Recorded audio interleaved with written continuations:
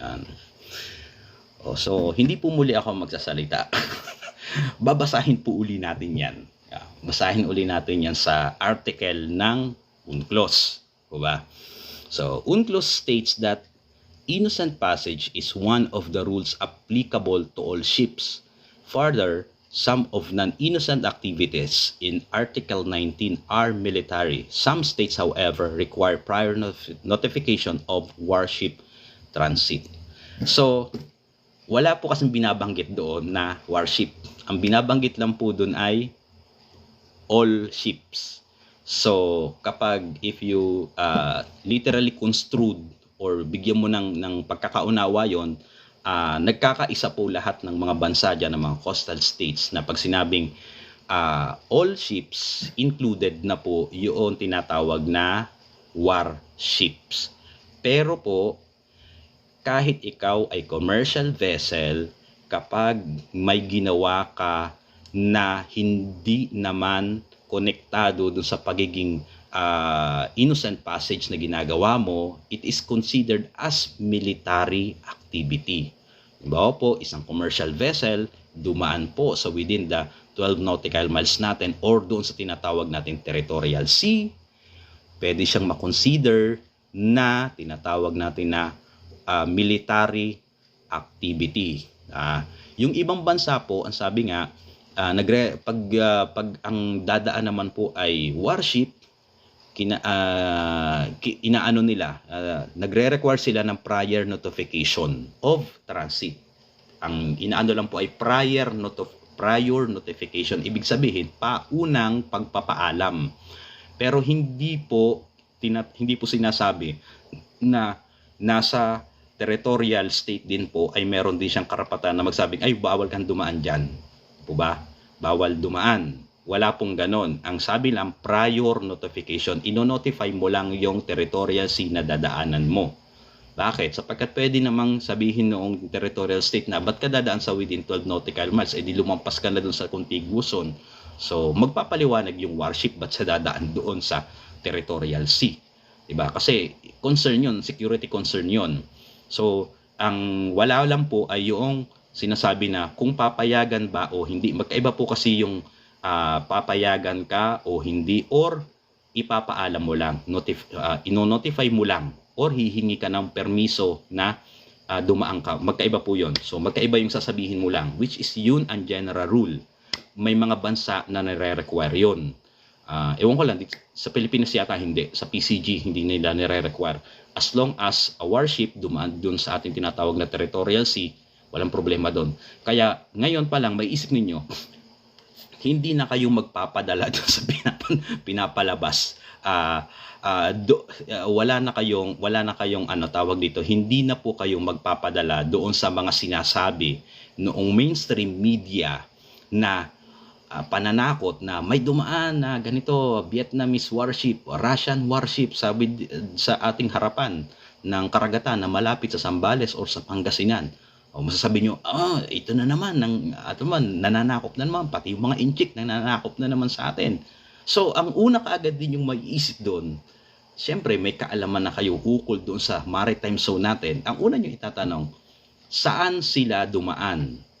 Territorial ba? O doon sa contiguous or sa EEZ? Sapagkat kung dumaan sila doon sa internal, doon sa tinatawag na territorial sea natin, so, wala sila ding nilalabag doon, 'di ba? As long as may prior notice doon sa ating Philippine Coast Guard. Di ba? Kasi ang sasabihin ang gustong iparating sa atin kapag may mga propagandist na ganyan, kita mo na, sinasakop na tayo ng mga inchik. Andyan na sila, andyan na.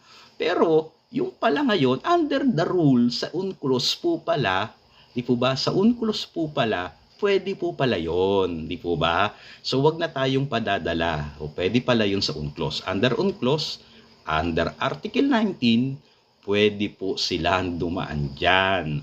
Basta dadaan lang. Hindi po ba? Basta dadaan lang. Kaya pag nanood kayo ng TVD dyan, sa susunod, ay iba na yung perception ninyo. Di ba? Kaya nga, itong mga tingnan ninyo itong ating mga kandidato at ang ating presidente, dating presidente Duterte. alam nila kasi yung batas, di ba? Hindi sila yung padalos-dalos, di ba? Alam nila kung anong gagawin nila. Yun ang advantage, di ba? Katulad nitong ating mga senatorial candidates ng PDP laban, alam nila, di ba? Kaya sino pang iboboto nyo? Eh di sila na.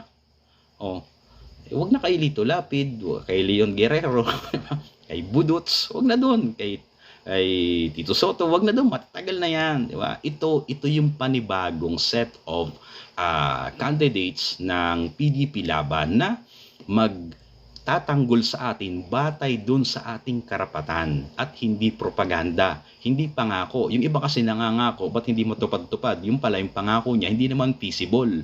Bakit? Una, labag sa batas. Pangalawa, wala pang batas na ganun. Diba? So itong mga to, alam nila yung gagawin nila. So yun ang ating piliin ng mga kandidato at huwag na tayong padadala doon sa propaganda. So malapit-lapit na tayong matapos. Tama ba yung ating ano? Tama ba to? Tapos na tayo dyan. So next naman tayo.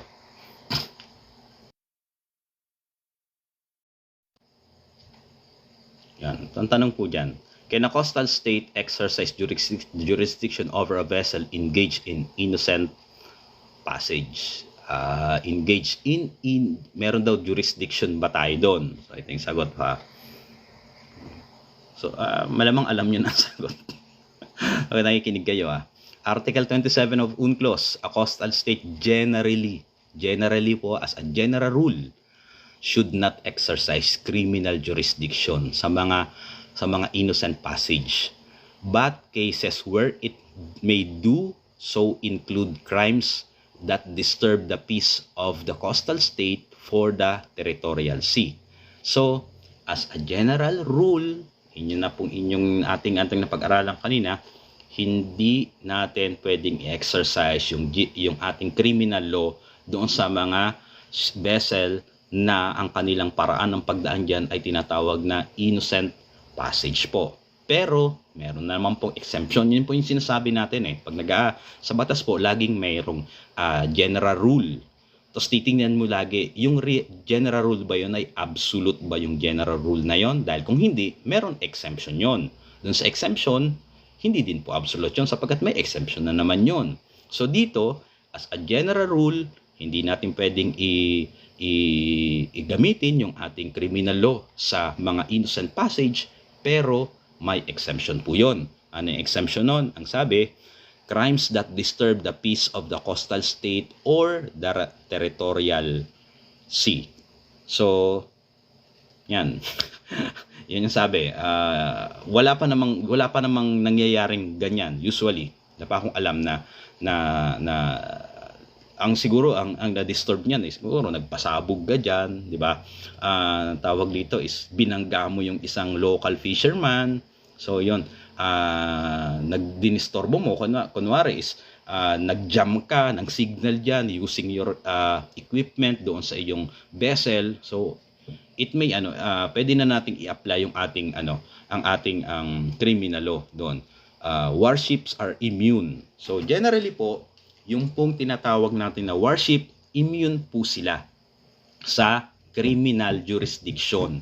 Bakit po? Sapagkat as a general rule, the warship, yung rights of the warship emanates from different state. Yung kanilang sovereignty ay nagmumula sa ibang jurisdiction or ibang sovereignty. Ibig sabihin, kung yan po ay US warship, yung kanyang siya ay immune sa anumang criminal activity or criminal immune siya, parang mga diplomat, di po ba, mga ambassadors. So immune sila dahil sila yung extension ng kanilang teritoryo. Territory din sila kunwari ng US, ng China. So kung may nagkaroon ng criminal doon, ang magpaparusa doon ay yung kanilang mismong estado. Tingnan natin kung tapos na ba tayo. So tapos na po. Yun, hindi ko na masyadong meron pa kasi pong konti gusto nyo. Gusto ko kasi yung maganda po yung